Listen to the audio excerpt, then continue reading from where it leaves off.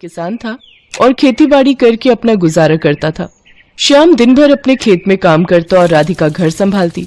खाना खाने के बाद राधिका श्याम को एकटक देखती रही। अरे अब क्या हो गया, ऐसे क्यों देख रही हो? देख रही हूँ कि आप दिन भर कितनी मेहनत करते हो और आपकी इस मेहनत का फल कोई और ही ले जाता है। अच्छा, वो सरपंच की बात कर रही हो? अब बात तो साफ है ना राधिका, कर्जा लिया है तो पाटना तो पड़ेगा ही ना। बोलो। मैं सरपंच की बात नहीं कर रही हूँ, मैं तो उस किशन की बात कर रही हूँ। सारा दिन मेहनत आप करते हो और सारा मुनाफा वो लेता है। अरे तो उसमें अब मैं क्या करूं? खेती बाड़ी छोड़कर उस किशन की तरह सब्जी बेचने लग जाऊं क्या? हाँ तो उसमें बुराई ही क्या है, और उसके लिए खेती छोड़ने की भी कोई जरूरत नहीं है। मैं तो बस ये कह रही हूँ कि जो सब्जी आप उगाते हो उसे आप खुद ही जाकर बेचा करो ना। अच्छा, और खेती बाड़ी कौन देखेगा? आप ही देखोगे, और जरूरत पड़ी तो मैं मदद कर दिया करूंगी। देखो, चाहे थोड़ी कम ही खेती कर लो पर अपनी सब्जी आप खुद ही बेचो। मुझे एक बात बताओ जरा, इस बार वो किशन टमाटर कितने में लेकर गया आपसे? अब 50 किलो निकले थे तो वही 5 रुपए के हिसाब से लेकर गया था वो। हे भगवान, आपको पता भी है कि बाजार में इस समय टमाटर का क्या भाव चल रहा है? वो आपके ही टमाटर पूरे 5 गुना महंगे बेच रहा है बाजार में। अरे पर मुझे नहीं आता ये दुकान चलाना। दुकान चलाने को कौन कह रहा है? बस आप अपनी सब्जी लेकर बाजार में बैठ जाओ, लोग अपने आप आएंगे आपके पास सब्जी खरीदने के लिए। अब ठीक है, इस बारे में हम बाद में बात करेंगे, अभी तुम घर जाओ। राधिका खाने का डिब्बा लेकर घर चली गई, लेकिन उसके जाने के बाद श्याम बहुत देर तक उसकी बात पर सोच विचार करता रहा। राधिका ने बात ठीक ही कही थी, पर तभी श्याम को सरपंच सूरजमल का ख्याल आया, जो कि एक नंबर का खड़ूस और लालची आदमी था। दरअसल श्याम के पिता ने अपने बुरे वक्त में कई साल पहले सूरजमल से उधार लिया था, जिसके बदले में श्याम का आधा खेत सरपंच के पास अब तक गिरवी पड़ा हुआ था। श्याम उस खेत पर खेती नहीं कर सकता था, वहाँ सरपंच के लोग ही खेती करते थे। श्याम अपना खेत वापस तो पाना चाहता था, पर सरपंच से खेत छुड़वाने के लिए उसके पास पैसे नहीं थे। इसीलिए वो हर महीने किश्त के तौर पर एक रकम सरपंच को देता था। फिर अगले दिन, भैया कुछ पूछना था आपसे। हाँ भैया बताओ।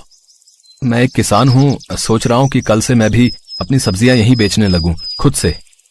हाँ, बढ़िया विचार है, पर इसके लिए तुम्हें सरपंच जी से पूछना पड़ेगा और उन्हें यहाँ का टैक्स भी देना पड़ेगा। टैक्स? पर वो किस लिए?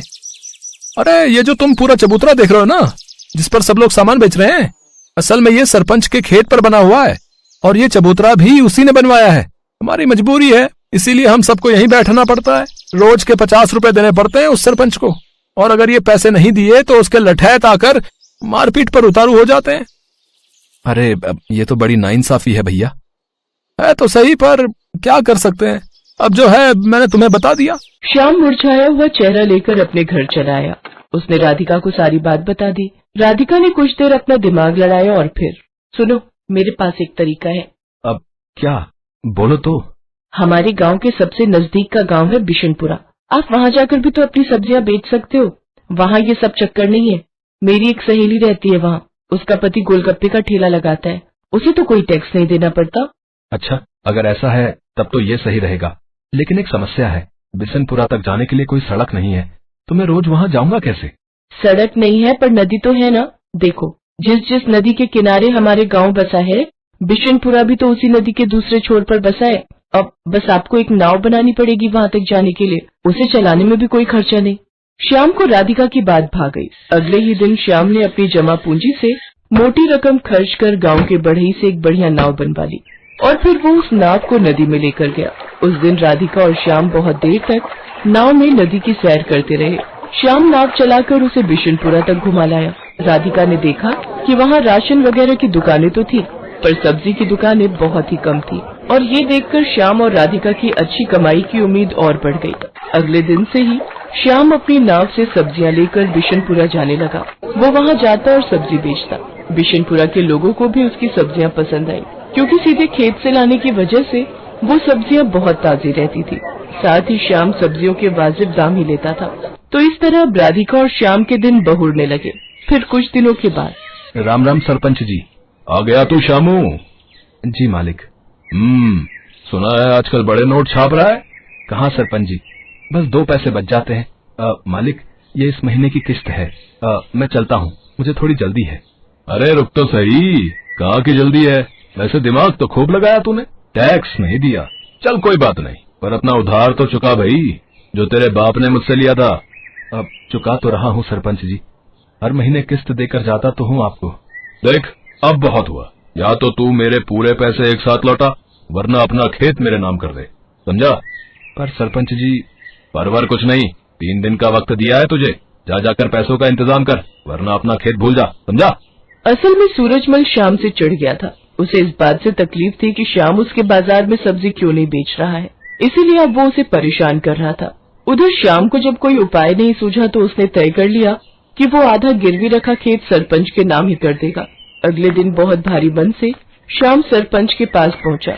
हाँ बता, फिर क्या सोचा तूने?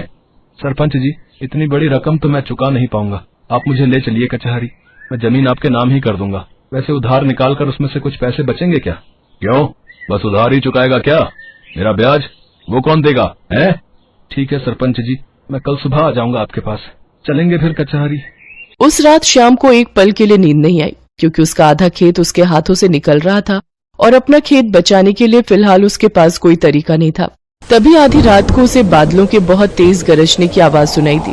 कुछ ही देर में झमाझम बारिश होने लगी। बारिश बहुत तेज थी। पूरे 4 दिनों तक वो बारिश ऐसे ही होती रही और पूरा गांव बाढ़ में डूबने लगा। कचहरी जाना तो दूर, फिलहाल कोई अपने घर से बाहर तक नहीं जा पा रहा था। बाढ़ की वजह से लोगों को बहुत परेशानियां होने लगी।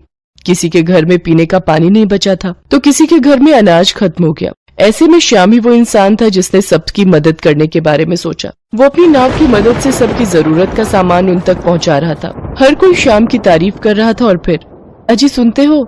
हाँ क्या हो गया? अरे आपने सुना क्या, सरपंच जी के घर की दीवार गिर गई है। बारिश का सारा पानी उनके घर में घुस गया है। शांता बता रही थी कि बाकी लोग तो सही समय पर निकल आए, लेकिन सरपंच जी अपने पोते के साथ घर के अंदर फंस गए हैं। अरे तो मुझे जाना चाहिए, फौरन जाना चाहिए। इतना कहकर श्याम ने तेजी से अपनी नाव चलाई। उसने जाकर देखा तो वाकई सरपंच अपने पोते को कंधे पर बिठाए पानी में डूबा खड़ा था। वो चिल्ला चिल्ला कर मदद मांग रहा था। बाढ़ का पानी उसके गले तक आ रहा था, लेकिन श्याम फौरन अपनी नाव लेकर सरपंच के नजदीक गया और सरपंच और उनके पोते को अपनी नाव पर बिठाकर बाहर निकाल लाया। पूरे 3 दिनों तक सरपंच और उसका पोता श्याम के घर की छत पर रहे। जब पानी का स्तर कुछ कम हुआ तो श्याम ने सरपंच से कहा, सरपंच जी, अब रास्ते खुल गए हैं तो कचहरी चलें। बस करो श्याम, मेरी आंखें खुल गई हैं भाई। मैंने तुम्हें और तुम्हारे बाबा को बहुत परेशान किया, पर फिर भी तुमने मेरी और मेरे पोते की जान बचाई। मुझे माफ कर दो। और रही बात उस खेत की, तो वो हमेशा से तुम्हारा था और आगे भी तुम्हारा ही रहेगा। और हाँ, एक बात और, तुम्हें अब गांव में जहां और जैसे सब्जी बेचनी है तुम बेच सकते हो, वो भी बिना किसी टैक्स के।